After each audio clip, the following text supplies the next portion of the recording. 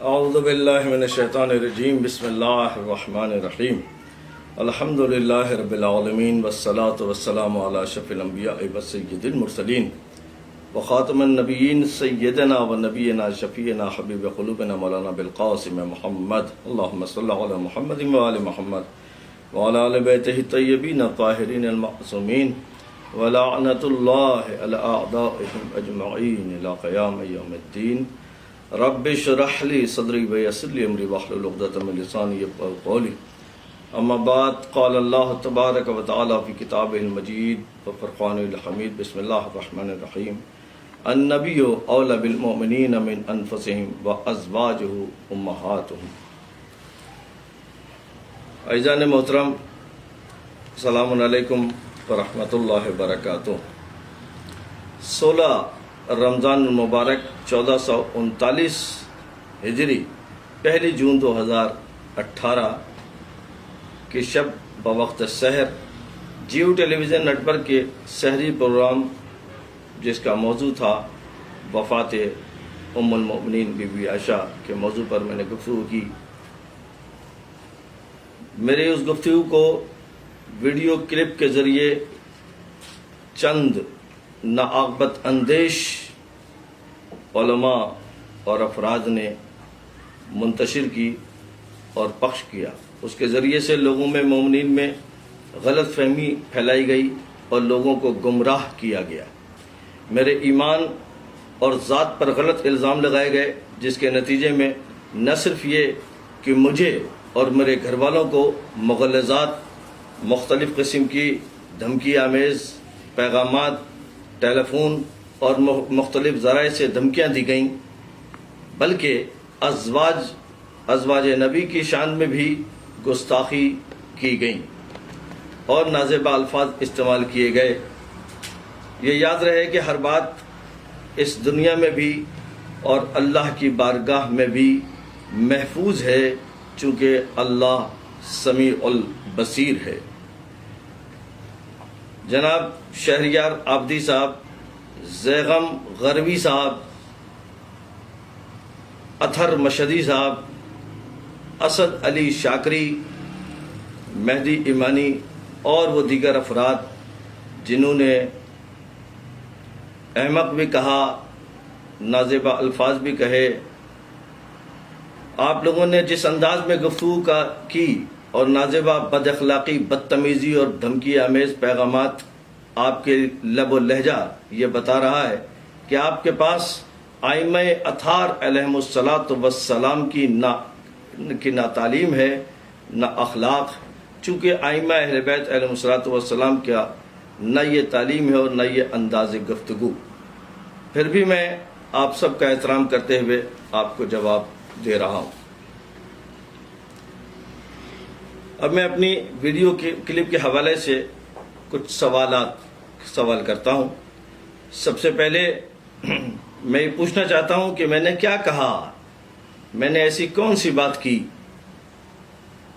میں نے کہا کہ ازواج رسول صلی اللہ علیہ وآلہ وسلم امت کی مائیں ہیں، اور اس بات پر میں قائم ہوں، اور مجھے فخر ہے کہ میں نے ناموس رسالت کے تحفظ کے لیے ازروع قرآن اللہ کے حکم کو لوگوں تک پہنچایا ہے۔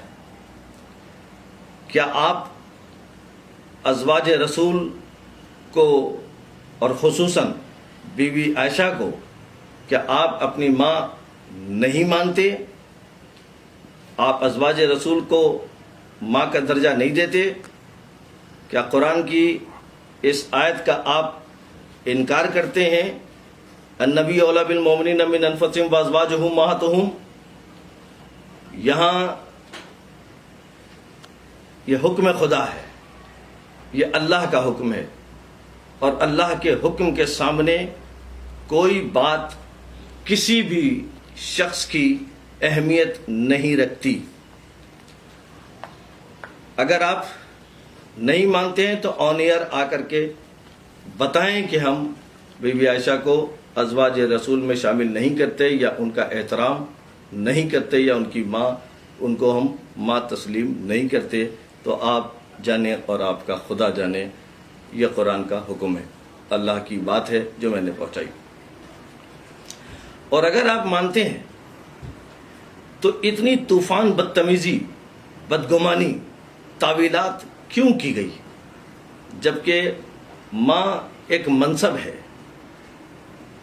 یاد رہے ماں ایک منصب ہے جس کے کچھ تقاضے ہوتے ہیں، جو صرف قابل احترام ہوا کرتی ہے اور قابل عزت ہوا کرتی ہے اور لائق سلام ہوا کرتی ہے۔ جو تعویلات کی گئیں اس لیے ماں ہے کہ جناب خالی نکاح کی وجہ سے اس سے نکاح نہیں کیا جا سکتا، صرف اس لیے ماں ہے۔ تو عزیزان محترم، میں آپ کو یہ عرض کر دوں کہ اللہ تعالیٰ نے قرآن مجید میں اسی سورہ احزاب کی آیت نمبر 53، اس میں الگ سے اللہ تعالیٰ ایک حکم دے رہا ہے، جہاں پر ارشاد فرماتا ہے پروردگار عالم سورہ احزاب میں، وَمَا كَانَ لَكُمْ أَن تُؤْذُوا رسول اللہ صلی اللہ علیہ وآلہ وسلم، کہ یہ جائز نہیں ہے کہ رسول اللہ صلی اللہ علیہ وسلم کو تم اذیت دو، تکلیف پہنچاؤ۔ اور اس کے فوراً بعد حکم ہے بلا ان تنکحوا ازواجہ من بعدہ ابدا، اور ازواج رسول سے نکاح نہیں کیا جا سکتا من بعدہ، رسول اللہ صلی اللہ علیہ وسلم کے پردہ فرمانے کے بعد بھی، ابدا تا قیامت، حکم قرآن ہے جو تا قیامت کے لیے ہے۔ یہ مستقل حکم الگ سے موجود ہے، تو اس آیت کی تعویل کرنے کی ضرورت نہیں ہے۔ یہ حکم الہی ہے، اللہ کا حکم ہے، کسی مفسر کی تفسیر، کسی رائٹر کی، کسی مصنف کی کتاب نہیں ہے جس میں لکھی ہوئی باتیں ضعیف ہوں، کمزور ہوں، اعتراضات ہوں، مانا نہیں مانا جاتا ہے، مختلف باتیں ہیں، لیکن یہ تو اللہ کا کلام ہے جو اللہ فیصلہ کر رہا ہے، وَلَا أَن تَنكِحُوا أَزْوَاجَهُ مِن بَعْدِهِ أَبَدًا۔ یہ حکم مستقل الگ سے دیا گیا ہے کہ ازواج نبی سے نکاح نہیں کیا جا سکتا رسول کے پردہ فرمانے کے بعد بھی، اور ابدا کبھی بھی نہیں کیا جا سکتا۔ یہ مستقل ایک حکم ہے۔ اس کے باوجود آپ نے اس آیت کی تعویل شروع کی اور مختلف حوالے دیے، کسی نے جلالین کے حوالے دیے، کسی نے، اور میں 18 تفاسیر میرے پاس موجود ہیں اور میں جانتا ہوں، اور آپ تمام حضرات مجھے جانتے ہیں، میرا 35 سالہ زندگی میں، اور میں عملی میدان میں ہوں، پچھلے 32 سال سے میں عملی میدان میں ہوں۔ جو لوگ مجھے مشورہ دے رہے تھے، مجھے معلوم ہے میں نے لوگوں کو سکھایا ہے، اور آپ لوگ یہ بات جانتے ہیں، لیکن اس کے باوجود غلط انداز میں یہ بات کی گئی، جو بہرحال تو یہاں پر تعویل کی ضرورت نہیں ہے۔ یہ قرآن کا حکم ہے، سورہ احزاب کی یہ آیت ہے۔ جن لوگوں کو بلغرایا گیا ان کو معلوم ہونا چاہیے، عوام الناس کے لیے خاص طور پر میں یہ بات کہنا چاہتا ہوں کہ اللہ اس کے رسول کا حکم مانے۔ یہ اللہ اس کے رسول کا حکم ہے، نبی اولی بالمؤمنین من انفسہم وازواجہ امہاتہم، ان کی ازواجیت جمع کا صیغہ ہے، زوج نہیں ہے۔ کسی ایک زوجہ کا ہوتا تو زوج کا لفظ ہوتا، ازواج جمع ہے، یعنی تمام کے تمام وہ خواتین، وہ مومنات جن سے رسول اللہ صلی اللہ علیہ وسلم نے نکاح کیا ہے، وہ ازواج رسول اللہ صلی اللہ علیہ وآلہ وسلم۔ تو یہ ایک منصب ہے اور اس منصب کے تقاضے ہیں، لہذا میں نے کل بھی سلام پیش کیا تھا، آج بھی میں سلام پیش کرتا ہوں۔ رسول اللہ صلی اللہ علیہ وسلم کو میرا سلام، ان کی ازواج کو میرا سلام، مولا کو میرا سلام، اہل بیت اطہار کو میرا سلام، اور وہ تمام مومنین جو ان کے محب اور مطیع ہیں۔ تو یہ تعویلات صرف اس لیے کی گئیں، زبردستی کے لیے لوگوں کو بہکایا گیا۔ اور ایک بات یاد رہے کہ ہم پر صرف اور صرف 3 اطاعتیں فرض کی گئی ہیں، یا ایھا الذین آمنوا اطیعوا اللہ واطیعوا الرسول واولی الامر منکم، اے صاحبان ایمان اللہ کی اطاعت کرو، اس کے رسول کی اطاعت کرو، اولو الامر کی اطاعت کرو، جو کہ ہمارے نزدیک مولا کائنات امیر المؤمنین علی ابن ابی طالب علیہ الصلوۃ والسلام اور ائمہ اطہار علیہم السلام ہیں، جن کو اللہ نے پاک اور پاکیزہ کیا ہے، انما یرید اللہ لیذھب عنکم رجال البیت ویطہرکم تطہیرا کہہ کر۔ لہذا ہم صرف ان کی اطاعت کرتے ہیں، باقی تمام افراد قابل احترام تو ہو سکتے ہیں لیکن قابل اطاعت نہیں ہوں گے۔ ان کی رائے مقدم اور محترم ہو سکتی ہے لیکن اطاعت صرف اللہ، اس کے رسول اور اہل البیت کی ہم پر فرض ہے۔ اب جہاں تک سوال ہے آپ کے اعتراض کا، دوسرا سوال میں نے عرض کیا کہ یہ وہ مائیں ہیں کہ جن کے اوپر کسی کا حکم نہیں چلے گا سوائے رسول اللہ صلی اللہ علیہ وآلہ وسلم کی۔ بے شک ایسا ہی ہے، اس لیے کہ وہ امت کی ماں ہے، اور وہ لوگ جو دنیا میں موجود ہیں، چاہے ان کا وہ خلافت کے انداز میں ہو، حکومت کے انداز میں ہو، یا کسی، میں نے لفظ استعمال کیا کہ کسی امام، کسی خلیفہ اور کسی حاکم اور کسی شخص کا حکم ان پر لاگو نہیں ہوگا۔ مجھے اس سے بحث نہیں کس نے کیا کیا، اللہ کا اگر حکم ہے تو وہ حکم دیتا ہے۔ اب لوگ اگر اس کی نافرمانی کریں گے تو ان کی ذات، ان کا اپنا مسئلہ ہوتا ہے، لیکن حکم اپنی جگہ پر ہوتا ہے۔ تو میں یہ عرض کر رہا ہوں کہ چونکہ سب امت ہیں اور وہ امت کی ماں ہے، لہذا امت کی ماں کے اوپر وہ حکم نہیں چلا سکتے۔ آپ نے اس لفظ کو کیا سمجھا، مجھے آپ کی عقل اور فہم پر افسوس ہے۔ آپ نے اس کے سیاق و سباق کو سمجھے بغیر آپ نے لوگوں کو بہکانے کی اور گمراہ کرنے کی کوشش کی، اور بہت بڑا نقصان ملت تشیع کا اور اسلام کا آپ نے کیا ہے، اور فساد برپا کیا ہے۔ میں آپ کو یہ حوالہ بھی ایک دینا چاہتا ہوں، اگرچہ میں اتنا وقت نہیں لینا چاہتا، لیکن یہاں ابن خلدون میں یہ ایک بات موجود ہے کہ جناب اس کے اندر دیکھیے، یہ لکھتے ہیں خلافت اور امامت کا مفہوم اور خلیفہ کو امام کہنے کی وجہ، یعنی خلیفہ کو بھی وہ امام کہتے ہیں۔ خلیفہ کے امام اس لیے کہا جاتا ہے کہ جیسے مقتدی کو اپنے امام کی پیروی لازم ہے، اسی طرح تمام رعایا کو اپنے خلیفہ کی پیروی لازم ہے۔ عالم اسلام میں مختلف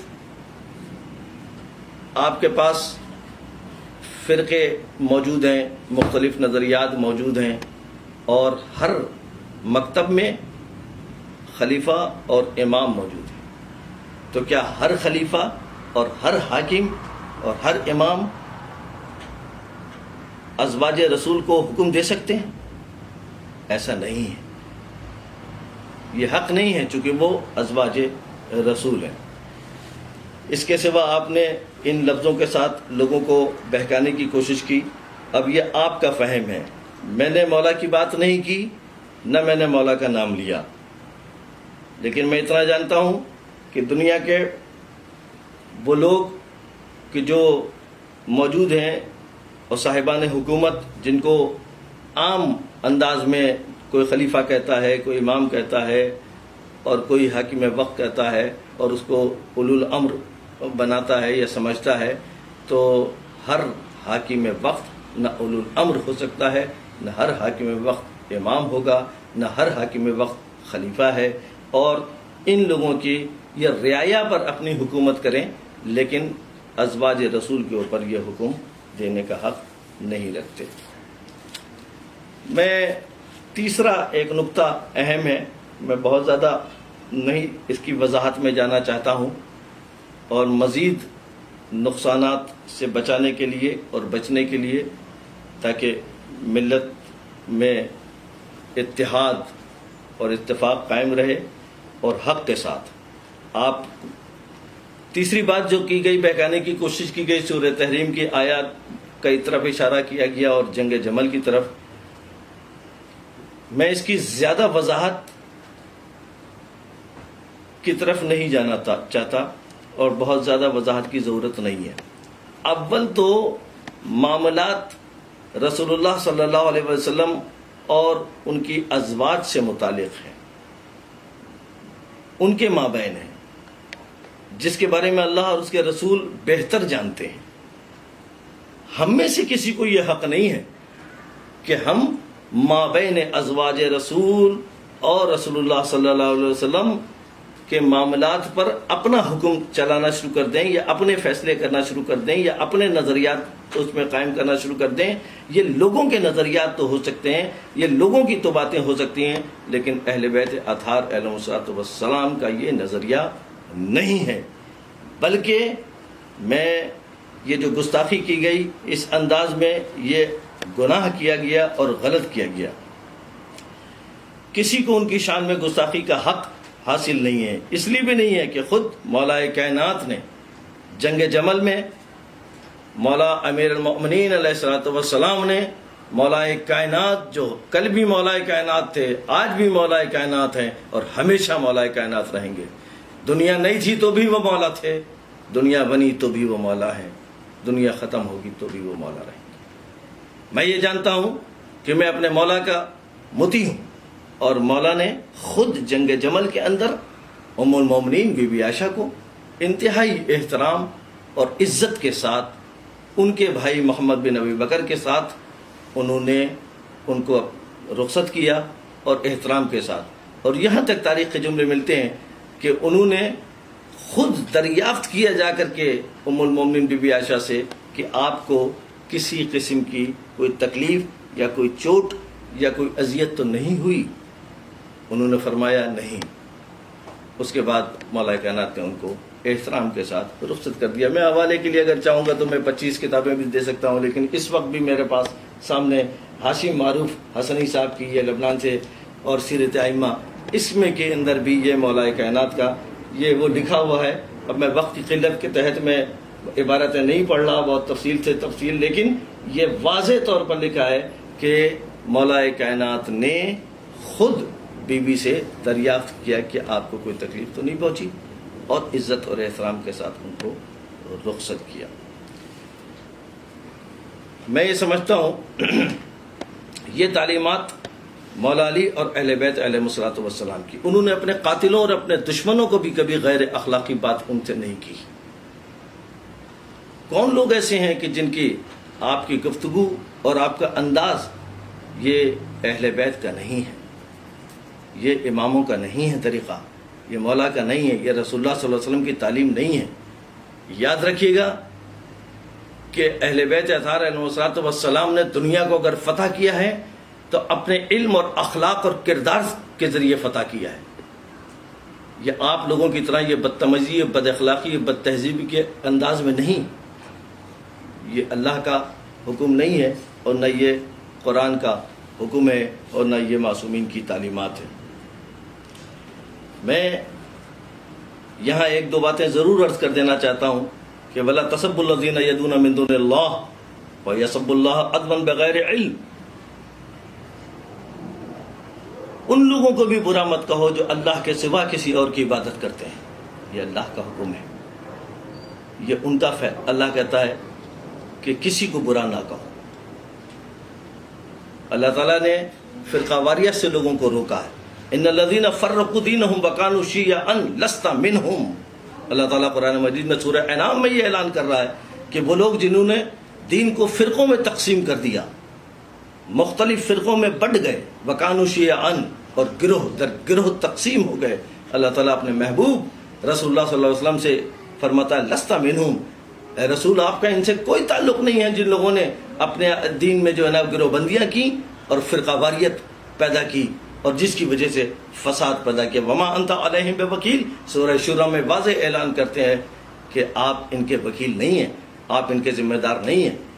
اگر وہ لوگ جو فساد کرتے ہیں اور فساد کرنا چاہتے ہیں، اور ان کی گفتگو اور ان کا عمل کے ذریعے سے معاشرے میں فتنہ اور فساد برپا ہو، اللہ تعالیٰ نے، اور وہ یہ بھی امید لگائیں کہ رسول اللہ ہماری شفاعت فرمائیں گے، تو اللہ نے یہ واضح فیصلہ کر دیا وما انت علیہم بوکیل، آپ ان کے نگہبان نہیں ہیں، آپ کا ان سے کوئی تعلق نہیں ہے کہ جو لوگ فساد کرتے ہیں۔ اور مزے کی بات یہ ہے کہ اصلاح کے نام پر فساد کرتے ہیں، اور یہی وہ لوگ بھی تھے جہاں سورہ بقرہ کے اندر اعلان کیا گیا وَإِذَا قِيلَ لَهُمْ لَا تُفْسِدُوا فِي الْأَرْضِ، ان سے کہا گیا کہ زمین پر فساد مت کرو. قَالُوا إِنَّمَا نَحْنُ مُصْلِحُونَ، تو وہ کہنے لگے ہم تو اصلاح کرتے ہیں، ہم اصلاح کرنے والے ہیں. یہ انداز اصلاح ہے، یہ طریقہ اصلاح ہے. الا انہم هم المفسدون، اللہ تو جانتا ہے نا. یہ فساد کرنے کے لیے یہ ساری باتیں کی ہیں، ولیکن لا یشعرون. بس میں بہت زیادہ آپ کا وقت نہیں لینا چاہتا، لیکن میں الحمدللہ جو کچھ میں نے کہا صحیح کہا، سیاق و سباق سے ہٹ کر کے. اگر کسی نے سمجھا اور کسی نے اس کو جو ہے گمراہ کیا خود لوگوں کو، اور اس کا مقصد فتنہ اور فساد تاکہ ملک میں قوم اور ملت میں اختلافات ہو جائیں، تقسیم ہو جائے، تو ایسا نہیں ہونے دیں گے. یہ اللہ کا حکم ہے، اور ہم اللہ، اس کے رسول اور اہل بیت کی محبت اور ان کی اطاعت کے ساتھ ہیں.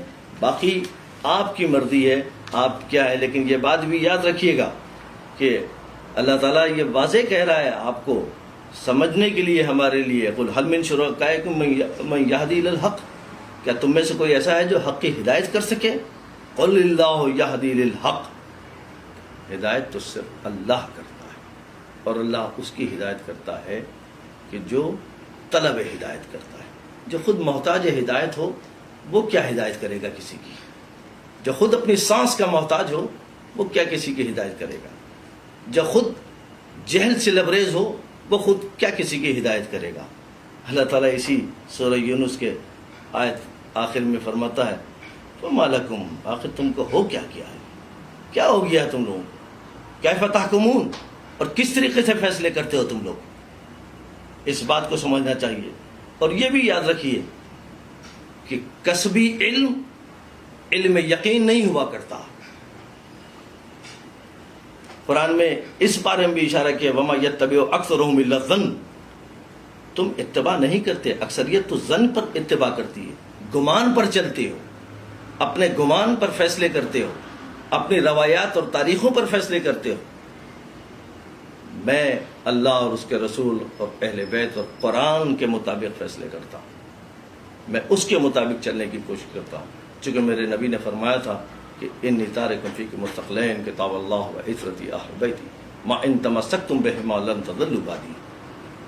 قرآن اور اہل بیت جو کہ دونوں آپس میں جدا نہیں ہیں، علی مع القرآن والقرآن مع علی، علی ہی قرآن کا نام ہے اور قرآن ہی علی کا نام ہے. اہل بیت بھی قرآن ہے اور قرآن ہی علی ہے. ان کے کسی چیز میں آپس میں وہ نہیں ہے. لیکن آپ ظن کی بنیاد کے اوپر لوگوں کو گمراہ کر رہے ہیں. اور ظن کا فیصلہ کیا ہے؟ اللہ تعالیٰ نے یہ بھی بتا دیا ان الظن لا یغنی من الحق شیئا، ظن مستغنی عن الحق نہیں کر سکتا. گمان حق سے مبرہ نہیں کر سکتا. یہ آپ کے ظنی فیصلے ہیں، یہ آپ کے کسبی فیصلے ہیں، یہ آپ کی باتیں ہیں، یہ آپ کی تعویلات ہیں، یہ آپ کی تفسیرات ہیں. ضروری نہیں کہ ہر بات آپ کی جو ہے وہ حق اور سچ ہو. ہاں، جو بات کسی کے صحیح ہو اس کو لے لینا یہ مومن کا فرض بنتا ہے اور مومن کی نشانی ہے. بس میں اپنی گفتگو کو ختم کر دیتا ہوں، لیکن یہ ضرور پیغام دینا چاہتا ہوں کہ اس پیغام کے ساتھ وَلَا تَشْتَرُوا بِآيَاتِي ثَمَنًا قَلِيلًا، اور اللہ کی آیات کو چند ٹکوں میں مت بیچو، مت بیچو آیات الہی کو. وَلَا تَلْبِسُوا الْحَقَّ بِالْبَاطِلِ، اور حق کو باطل سے مخلوط نہ کرو، مت ملاؤ. وَتَكْتُمُوا الْحَقَّ، اور حق کو نہ چھپاؤ. یہ اللہ کا فیصلہ ہے. وَأَنْتُمْ تَعْلَمُونَ، حالانکہ تم جانتے ہو، تم جانتے ہو. حق و باطل کو مت ملاؤ اور حق کو چھپاؤ بھی نہیں. حق یہ ہے کہ ازواج رسول صلی اللہ علیہ وسلم امہات المومنین ہیں، اور امہات المومنین ہونے کی وجہ سے ان کا احترام بھی ہم پر فرض ہے. اور کسی قسم کا ان کی ذات کے بارے میں ان کی شان کی گستاخی کرنا گناہ ہے، حرام ہے، فساد ہے، فساد فی الارض ہے، اور مزید اگر، بس یہ یاد رکھیے گا، میں اس گفتگو کے بعد کوئی گفتگو سوشل میڈیا پر نہیں کروں گا. یہ اس کے بعد اگر کوئی بھی ویڈیو، کوئی بھی بات اس موضوع سے متعلق، امہات المومنین سے متعلق، یا اس موضوع پر اگر سوشل میڈیا پر کی گئی اور اس کے نتیجے میں قرآن اور رسول کی شان میں بدتمیزی ہوئی، اور اس کے نتیجے میں اگر کسی قسم کا کوئی نقصان ہوا، قومی یا ملی یا شخصی، اس کے ذمہ دار آپ لوگ ہوں گے، جن لوگوں نے یہ فساد کو پھیلانے کی کوشش کی. آپ ذمہ دار ہوں گے. یہ ریکارڈ ہو رہا ہے سب کچھ. بس اس کے بعد میں امید کرتا ہوں کہ کوئی ایسی نازیبا گفتگو اور نازیبا بات نہیں ہونی چاہیے کہ جس سے قوم اور ملت کا نقصان ہو. میرے ذات، میرے بچوں کو جو کچھ تھریڈ دیے گئے، جو کچھ حالات ہوئے، اگر اللہ نہ کرے کوئی نقصان ہوتا ہے تو اس کے بھی ذمہ دار آپ لوگ ہوں گے. وما علینا الا البلاغ. اللہ ہمیں اپنی اور اپنے اہل بیت اطہار علیہ السلام کی معرفت اور اطاعت کی توفیق عطا فرمائے، اور اپنے امام کی نصرت کی توفیق عطا فرمائے. اللہم صلی علی محمد و آل محمد. والسلام علیکم ورحمۃ اللہ.